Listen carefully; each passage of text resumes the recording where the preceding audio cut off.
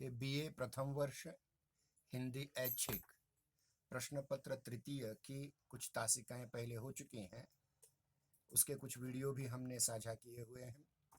अब इनमें जो छात्र हैं उनका एक बार मैं नाम पढ़ लेता हूं। श्री दुर्गेश बालाजी नावेकर, सुश्री दुर्गा भीमराव वानोड़े, श्री तुकाराम गुणवंत थगनारे, श्री आदिल रफीक शेख, शायद आप हैं ये, श्री रोहित बालाजी ननवरे, श्री परमेश्वर वैजनाथ भिसे, श्री ज्ञानेश्वर सुभाष मंडके, श्री सुनील बालाजी हुर्दुके, श्री हीरामन नागोराव मुरमुरे, श्री ज्ञानेश्वर नागोराव मुरमुरे, श्री अजिंक्य संपत देवकर, सुश्री मुक्ता राजू सूर्यवंशी, श्री अश्वजीत भैरव जाधव, श्री समाधान लिंबाजी मोटे, श्री सुश्री श्रद्धा गोवर्धन डगे, सुश्री मुस्कान मुस्ताइन शेख, श्री बड़ीराम लहू गोरे, सुश्री संगीता मारुति भाईमारे, श्री शिवकुमार अजित कुमार सुरवसे, सुश्री निकिता मानिक मस्के, श्री निखिल बाबू रोकड़े, श्री सूरज गौतम तीरथ कुड़वे, श्री कार्तिक कर्ण डोलारे, सुश्री अंजलि अबाजी काकड़े, सुश्री आरती सुदर्शन वेद पाठक, सुश्री महेविश मुस्तफ़ा बागवान जो अभी अभी आ चुकी हैं, सुश्री पृथ्वी प्रकाश राठौड़, सुश्री वैष्णवी रामराव नाइक और श्री मंगेश दत्ता शिंदे। तो इस प्रकार से 29 छात्र हमारे इस बीए प्रथम वर्ष की हिंदी ऐच्छिक विषय के लिए हैं। और हमने अब तक इस विषय पर, देखिए आपके परीक्षाएं बहुत ज़्यादा देर चलती रहीं और उस वजह से हमने द्वितीय तृतीय वर्ष की ही तासिकाएं ली थी। अब हमने लगभग 15-20 दिन हो गए हमने प्रथम वर्ष की भी तासिकाएं आरंभ की हैं। और एक महत्वपूर्ण बात मैं और कहना चाहूँगा कि व्हाट्सएप पर हम जो लिंक भेज रहे हैं वही लिंक आपकी गूगल क्लासरूम में भी भेज रहे हैं। तो अब से मतलब होता क्या ये था कि व्हाट्सएप पर की जो हमने गूगल मीट की लिंक भेजी है वो बाद में नष्ट हो जाते थे, उसको कोई देखता नहीं था। अब वह हमारे गूगल क्लासरूम में हमेशा के लिए बने रहेगी प्रमाण, क्योंकि अब हम जितनी तासिकाएं लेने वाले हैं उन सब के प्रमाण हमें ऊपर देने पड़ रहे हैं, ध्यान रखिए। इसलिए हमने गूगल क्लासरूम भी आरंभ किया हुआ है और जो छात्र अभी तक गूगल क्लासरूम में ज्वाइन नहीं हुए वो ज्वाइन हो जाएंगे, क्योंकि इसके उपरांत हम व्हाट्सएप पर न पीडीएफ भेजेंगे, न पीपीटी भेजेंगे, न वीडियो भेजेंगे। एक हफ्ते भर हम ये प्रयास करेंगे कि व्हाट्सएप पर ही हो, लेकिन इसके उपरांत अगले सोमवार से हम सारा स्टडी मटेरियल आपको आपके गूगल क्लासरूम पर ही उपलब्ध होगा। इसलिए आपका जीमेल आईडी होना बहुत ज़रूरी है। शायद सभी का है और जो ज्वाइन हो चुके हैं उनको वो क्रमशः मिलता रहेगा। अब देखिए, जिस कहानी को हमने आरंभ किया था उस कहानी के अंत की ओर हम चल पड़ेंगे। मेरे ख्याल से 1-2 दिन में इस कहानी पर एक अच्छा सा वीडियो बनाकर हम डालेंगे। तब तक के लिए इस कहानी को हम यहाँ आपके सम्मुख प्रस्तुत करते हैं। देखिए, हम यहाँ तक आए थे कि एक ज़मींदार था। मैं संक्षेप में थोड़ी बात कहूँगा जो पहले हो चुकी है। वह इस प्रकार से है कि जब एक बहुत बड़ा ज़मींदार था एक किसी काल में, और वह अपने अंतर्गत जितनी भी ज़मीन थी वो ज़मीन उसने किसानों को बटाई पर दी थी और उसने एक विशिष्ट कर उस पर लगाया था, या वो ये था कि फसल क्या अर्थात उगाही का कुछ विशिष्ट भाग पैसों के रूप में, रुपयों के रूप में वह उसे देना पड़ता था किसानों के द्वारा। लेकिन ऐसा नहीं हो पाया तो उसने अपने लोगों से कहलवा करके पटवारियों को बुलाया, पटवारी जिसको हम मराठी में तलाटी कहते हैं, उनको बुलवाया और वे इधर उधर की बातें हाँकने लगे। तो उन्होंने 1 महीने की मुद्दत दी, 1 महीने की मुद्दत दी, जिसके अंतर्गत वो सारे के सारे पैसे जो उसके लोगों की ओर से उसे प्राप्त होने थे उसके लिए उन्होंने दिए। लेकिन हुआ ये कि कुछ लोगों ने बिल्कुल ज़मींदार की सत्ता ही नहीं मानी और उन्होंने कहा कि बहुत ज़मींदार तो बहुत बोलता है, गाल फटाकी बहुत करता है, लेकिन उसमें ताकत नहीं कि हमसे वो पैसे निकाल सके। इस प्रकार से वह कुछ लोग बहाना बनाते हैं। कुछ लोग ज़मींदार क्रोधित हो जाएगा इस भावना से चिंता करके इधर-उधर रुपया लेने के लिए भागने लगे। लेकिन जिन किसानों की ओर वो कर्जा मांगने के लिए गए, उनके पास पहले ही उन्होंने भी अपने पैसे खर्च किए थे, इसलिए उन्हें किसी प्रकार से कर्जा भी नहीं मिला और वो अपनी किश्त भी चुका नहीं पाए। अब ऐसे भी कुछ किसान थे जिन्हें लगा कि हम जमींदार की प्रशंसा करके उसका दिल जीत सकते हैं और अ, अपना कर्जा मुआफ कर सकते हैं। अब उन्होंने क्या किया, मनोहर वाणी से, अच्छी वाणी से, अ, आकर्षक वाणी से स्तुति की उनकी, जमींदार की स्तुति की और कहा, श्रीमान राजाधिराज दया सागर धर्मावतार दीन और अनाथों के रक्षक श्रीयुत बाबूराम दयाल, बाबूराम दयाल ये जमींदार का नाम था, वो आप हमारे माता पिता है, अपने दासों पर दया कीजिए। अपना कर्ज माफ करने के लिए उन्होंने इस प्रकार का एक तरीका आजमाया। इसके उपरांत वह बाहर आया और उसने कहा कि इस प्रकार से मीठे वचन कहने से कुछ नहीं होगा, मीठे वचन का शरबत कोई पी नहीं सकता, इसलिए ये लल्लोपत तो हमारे पास नहीं चलेगी, हमें मीठे वचन नहीं चाहिए, हमें सोना और चांदी चाहिए, हमारे पैसे चाहिए बस। तो बाद में क्या किया, कुछ लोगों ने उसकी छोटी छोटी मूर्तें बनाई, जमींदार की छोटी छोटी मूर्तें बनाई, उसके सामने एक मिट्टी की थाल में अक्षत, रोली, चंदन, पुष्प वगैरह रख करके उसकी पूजा आरंभ कर दी। इससे भी वह प्रसन्न नहीं हुआ और उसने कहा कि ऐसी पूजा वूजा करने से कुछ नहीं होता, मुझे मेरा पैसा चाहिए बस, और कुछ नहीं चाहिए। फिर इसके बाद कुछ लोगों ने क्या किया, अपने कमर में तलवार बांध करके, खड्ग बांध करके उसकी ओर गए और कहा कि हम आपकी मदद करेंगे, आपका पैसा एकत्रित करने में, आपका पैसा वापस लेने में हम आपकी मदद करेंगे, आप हमें सिर्फ आदेश दीजिए। तो जमींदार उससे भी प्रसन्न नहीं हो, उसने कहता है कि पहले तुम अपने पैसे दे दो और जब हमें ये ज़रूरत पड़ेगी कि हम किसी और की मदद लें तो हम ज़रूर आपको याद करेंगे। ये भी नहीं हुआ। अब देखिए, इस बीच 30 दिन में से, एक महीने की मुद्दत में से 20 दिन तो निकल गए, अब रह गए सिर्फ 10 दिन। और इस बीच क्या हुआ, इस बात को हम आरंभ करेंगे। ठीक है, यहाँ तक पहले का हुआ, अब आज का पाठ हम आरंभ करेंगे। 20 दिन पीछे एक बड़ा महाजन जो जमींदार का बड़ा मित्र था, उसकी भेंट करने को आया। उन किसानों का सारा वृत्तांत उसने उसे वर्णन करके सुनाया। तब वह दयावंत हो गया, उसे दया आई उस किसानों के बारे में और उन लोगों से, मतलब किसानों से बातचीत करने के लिए वह आगे आया और अवसर ढूंढने लगा उसके। अवसर, अवसर मतलब चांस जिसे कहा जाता है अंग्रेजी में। वो ढूंढने लगा कि हम किस प्रकार से इन किसानों से बात कर सकते हैं और उन पर दया करके उनके कर्जे कर्जे के पैसे दे सकते हैं। इस प्रकार का उसने, उस महाजन ने विचार किया। महाजन मतलब साहूकार। उसने विचार किया, जिससे विचार करे कि क्या निश्चिंतता के कारण या दरिद्रता के कारण वो रुपए नहीं देती, क्या कारण हो सकता है कि ये अपने जमींदार को उसके पैसे नहीं देते, रुपए नहीं देते।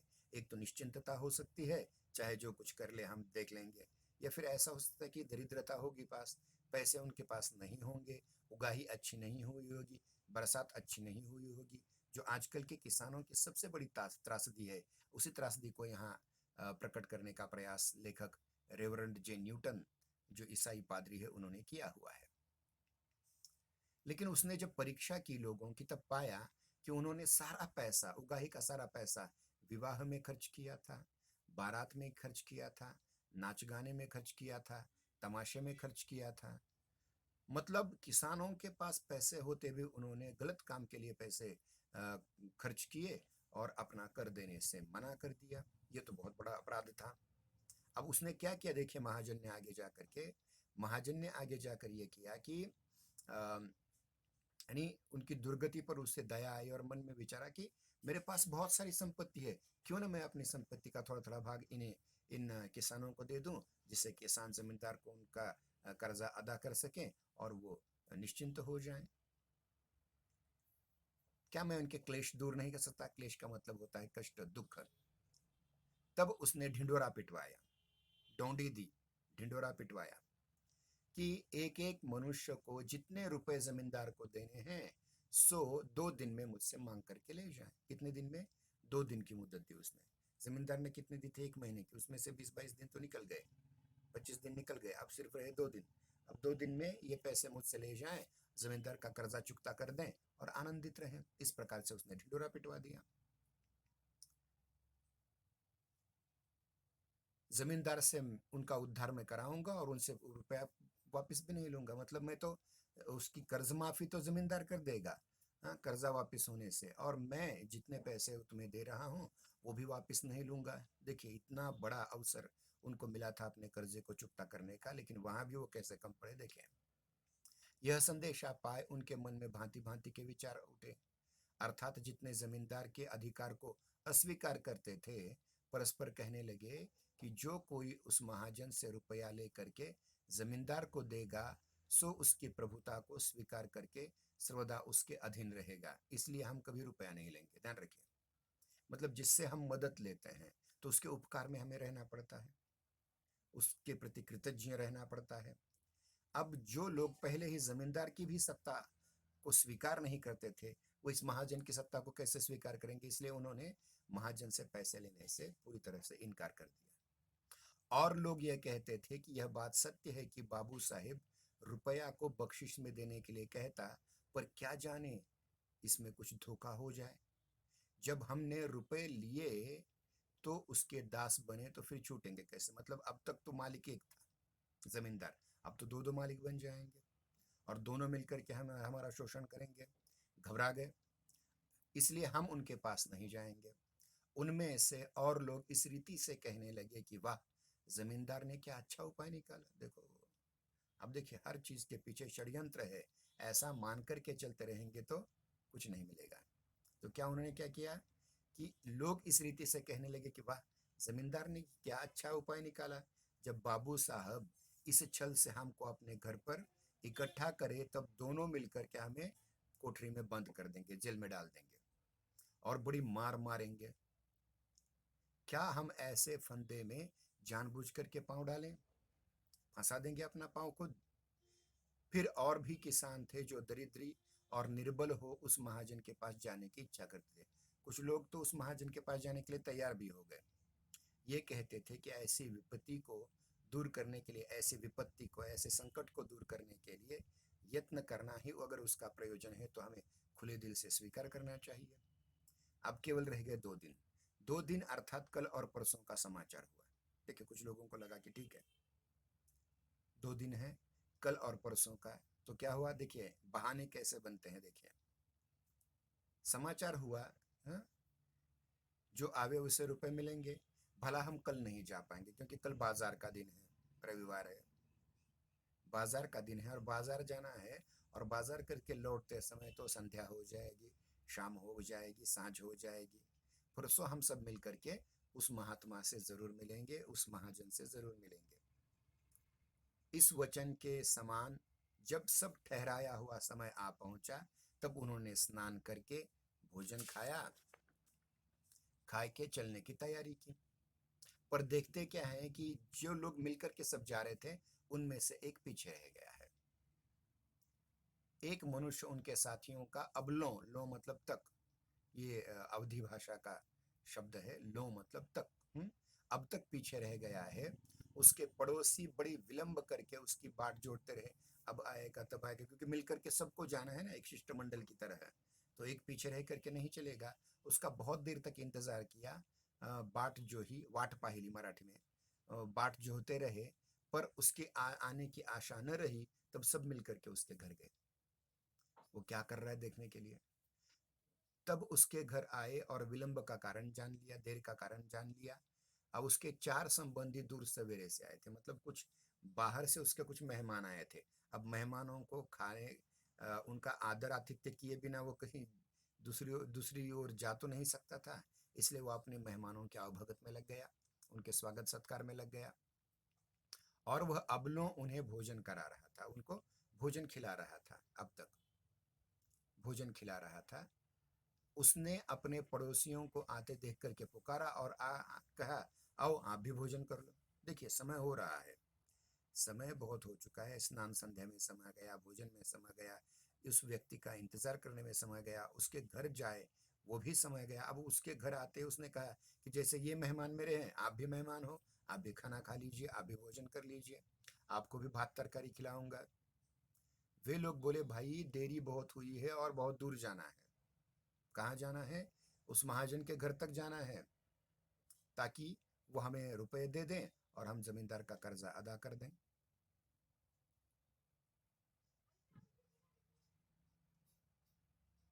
हम तो भोजन कर आए हैं और खाने का क्या प्रयोजन है? हम तो पहले अपने घर भोजन कर लिया और दोबारा क्यों खाएं? पर घर वालों ने न माना और उन्हें भीतर ला करके जेवनार के स्थान पर बिठाया। जेवनार मतलब भोजनशाला, वैसे मराठी में जेवन शब्द वहीं से आया हुआ है। जेवनार के स्थान पर बैठाया और हर एक के सम्मुख केले के पत्तों पर खाना परोसा और भोजन करवाने में बहुत सा शिष्टाचार दिखाया। खाइए न, जैसे हम मेहमानों के साथ व्यवहार करते हैं वैसा व्यवहार उन्होंने किया। निदान उन्होंने भोजन करके हुक्का पिया, इतने में एक पहर बीत गया, मतलब 3 घंटे चले गए। 24 घंटे होते हैं ना दिन में, और 24 घंटों में 8 पहर होते हैं। 8 त्रिक 24 मतलब 3 घंटों का एक पहर होता है। एक पहर बीत गया, तब धनवान के घर चलने लगे, उस महाजन के घर। परंतु मार्ग में उनको एक बारात मिल गई। मार्ग में क्या हुआ? एक बारात मिल गई, और जिसमें मनुष्य और बालकों की बड़ी भीड़ थी। अब बारात में है, नाच गाना है, तो नाच गाना देखने के लिए ठहर गए। बहाने। ध्यान रखिए, अगर हमें हमारा कोई लक्ष्य सुनिश्चित करना है तो कितने भी अड़चने आ जाएं, कितनी भी समस्याएं आ जाएं, उन समस्याओं पर मात करके हमें हमारे लक्ष्य की आपूर्ति करनी होती है। लेकिन ये बहाने बना रहे हैं। पहले खाने का बहाना, स्नान का बहाना, पीछे रह गए मित्र का बहाना, फिर उसके घर जा करके मेहमानों के अवभगत का बहाना, उनके साथ भोजन करने का बहाना। अब वहां से निकल गए, अब केवल 3 घंटे रह गए, तो उसमें भी बीच में सड़क पर बारात चल रही थी, बारात में लोग नाच रहे थे, गा रहे थे, तो उसमें मिल गए। हाँ? उनके पीछे खिलौना और फूलों की टट्टी और बारात की सामग्री लिए कहार जा रहे थे। ढोल ताशे तुरही शंख और नक्कारे बज रहे थे। हाँ? इस उत्साह को देखने से लोग जान गए कि किसी की बारात आ रही है। किसान यह तमाशा देख परस्पर कहने लगे कि आज भाई इस बारात की शोभा देखेंगे, ऐसी बारातें बार बार नहीं निकलती, इसकी शोभा देखेंगे। और जो हमारे कार्य में कुछ विलंब भी हो तो क्या हो जाएगा? ठीक है, थोड़ी देर बाद महाजन के घर पहुंचेंगे, वो थोड़ी डांटेगा, तो भी क्या चिंता। तब वे बारात के संग होकर के उसकी शोभा देख के और बाजों की ध्वनि सुन करके अचेतना में पड़ गए। जैसे गाना सुनने लगे तो बेहोश हो गए लगभग। अब बहुत समय बीत गया और सांझ होने लगी, तब अपने कार्य की सुध लेकर के, मतलब बेसुध हो चुके थे, अब शुद्धि पर आ गए, होश में आ गए। लेकर वे महाजन के घर की ओर दौड़े। पहर रात गई, उन्होंने वहां पहुंच करके द्वार को बंद पाया। ठीक है, मतलब जिस काम के लिए वो सुबह से प्रयास कर रहे थे, उस काम तक वो पहुंच नहीं पाए, उस जगह तक वो पहुंच नहीं पाए, और जैसे पहुंच गए दरवाजे बंद हो चुके थे। और फिर वे आपस में झगड़ने लगे और एक दूसरे की निंदा करने लगे। तू पीछे रह गया, इस कारण से हम तूने बारात में हमें शामिल होने के लिए कह दिया, इसलिए हम पीछे रह गए। तुमने भोजन करने के लिए कह दिया, इसलिए। तो आपस में वो झगड़ा करने लग गए। मतलब जब कोई अपयश आता है ना, तो व्यक्ति अपने पर उसका ठिकरा नहीं दूसरे पर फोड़ता है। तेरी वजह से ऐसे हुआ, तेरी वजह से ऐसे हुआ, तेरी वजह से ऐसे हुआ। तो इस वजह से उनमें झगड़े होने लग गए। और हाँ, कहने लगे कि तुमने मुझे काहे को रोका, तुमने मुझे काहे को बहकाया, क्यों बहकाया। पर उनका कुड़कुड़ाना अब सर्वथा व्यर्थ होता, क्योंकि अवसर बीत चुका था। और हिंदी में कहावत है, हाँ, अब पछताए का होवत है जब चिड़िया चुग गई खेत। लगभग वही हुआ। खाली हाथ और उदास रूप में लज्जित होकर के वे अपने गांव लौटे। और उनमें से जिन पर यह समाचार पहुंचा था, अर्थात कि बाबू साहेब आप हमारे ऋण को भर देंगे, कई एक इस बात को हृदय में सत्य जानते थे, वो पहले ही निकल गए। जो सचमुच जिनको लगता था कि हमारा कर्जा माफ हो जाए, वे पहले ही इन लोगों के निकल गए, न वो किसी भोजन की इसमें पड़े रहे, किन्हीं मेहमानों के अवभगत में पड़े रहे, न वो बारात में गए। वो डायरेक्ट जा करके सीधे उस महाजन के घर पहुंचे और उन्हें अपना कर्जा माफ करवा लिया, यानी कर्जे के पैसे प्राप्त किए। अनुग्रह और मित्रता के विषय में कुछ भी संदेह नहीं करते थे। ऐसे भी कुछ अच्छे लोग थे, उनकी उनसे भेंट भी हुई थी और वे उनसे बातचीत से जान गए थे कि वह कोमल, दयालु, मिलनसार और हितकारी ऐसा अटल पुरुष है, अपने वचन पर अटल रहने वाला पुरुष है। ऐसा जानते थे उस महाजन के बारे में, जिससे गरीब लोग धोखा कभी न पावेंगे। वे बोले, आओ हम अभी उनके पास चले, क्योंकि वहां जाने से बड़ा लाभ होगा। उनका यह वचन सुनकर के उनके भाई बंद और पड़ोसियों ने विवाद करके कहा और बड़ी प्रीति करके उन्हें समझाया कि उनके पास जाओगे और बख्शिश लेओगे तो हम तुमको जात बिरादरी से खारिज कर देंगे। अगर तुम उस महाजन से पैसा पाओगे तो हम अपनी जाति से तुम्हें बाहर निकालेंगे। मराठी में एक शब्द देखिए, वाइट टाकने, तुम्हें हम जाति बिरादरी से बाहर दे देंगे, निकाल देंगे, ये कह करके धमकी तक दे दी। और तुम्हारे संग कोई भोजन भी नहीं करेगा, हुक्का पानी भी नहीं करेगा, इस न किसी प्रकार से तुम्हारी सहायता के लिए कोई हाथ हाथ लगाएगा और न कोई अपने कुएं से जल भरने देगा, न हम किसी रीति से तुमको भाई कहेंगे। ऐसी दृढ़ धमकी पा करके जितने किसानों में कायर थे, वे अथवा धन के लोभी जाति कुल के अभिमान में गृहस्थ थे, वो भय के मारे अपने मन में धुड़क पुड़क कर कहने लगे कि जो हम जाति पाति और अपने भाइयों से निकाल दिए जाएंगे तो जिएंगे कैसे। बड़ी व्याकुलता होगी, हमारी बड़ी दुर्दशा होगी, तो हम नहीं जाएंगे भाई, उस महाजन से हम पैसा नहीं लेंगे। और कहते थे जो अपने मनोरथ पर स्थिर रहे, वे निश्चय जानते थे कि बाबू साहेब ऐसा धनवार और बलवंत है कि वह हमको हमारी सारी विपत्तों से बचा सकता है, सारे संकटों से बचा सकता है। और ऐसा धर्ममय और सत्यवादी है कि अपने वचन को कभी अस्वीकार भी नहीं करेगा, मतलब बाद में पैसे भी वापस नहीं लेगा, वचन दिया सो पूरा करेगा। यूं विचार कर वे सवेरे ही उसके घर को गए और उनसे आदर सत्कार प्राप्त करके अति प्रेम कर उनकी कुशल क्षेम पूछी और प्रश्न किया कि उन्हें कितने रुपए अपने ऋण के भर देने को चाहिए। जितने बतलाए उतने सभी को दे दिए, एक एक हर एक को, जितने लोग उस समय आए थे सुबह, उन सबको उसने रुपए दे दिए, तुरंत दे दिए।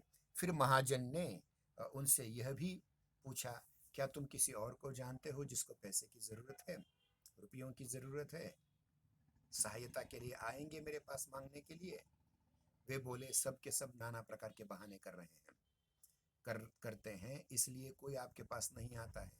सब अपनी अपनी जाति बिरादरी की धमकियों से भय खाते हैं।